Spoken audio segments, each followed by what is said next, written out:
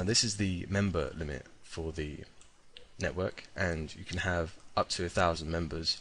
For example, if you wanted to use the next option and limit how many sites each member can submit, you can have 1,000 members submit one site up to your site quantity limit of 1,000, or you can have 100 members with a 10 site limit. But what I recommend you do when you're trying to work out how much influence you want individuals to have into the network, because obviously the more sites that someone submits to the network, the more content they can put into it. So if you don't know the people that you're working with, then allowing them to submit 100 sites means that they can have hundreds of posts every day.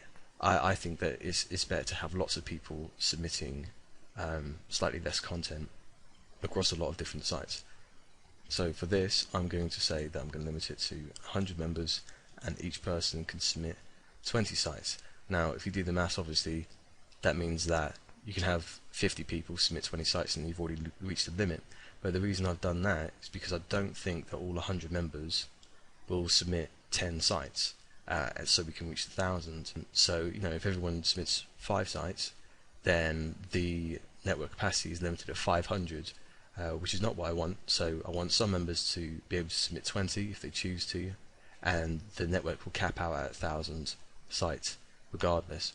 Now, unique content is whether or not we're using the Copyscape API when people are submitting posts to this specific network. So I say yes, and then you have the unique content requirement of 95%. This means every time someone submits a post to this network, it's automatically going to go through their own Copyscape API, which is set up in the profile before the post is posted, if it meets the 95% unique requirement. People cannot join your network if this is set to yes, if they have not specified the Copyscape credentials on their profile page. If you're building your own private network that you don't want anyone else to use, then I recommend you say no, because then you're responsible for your own content anyway.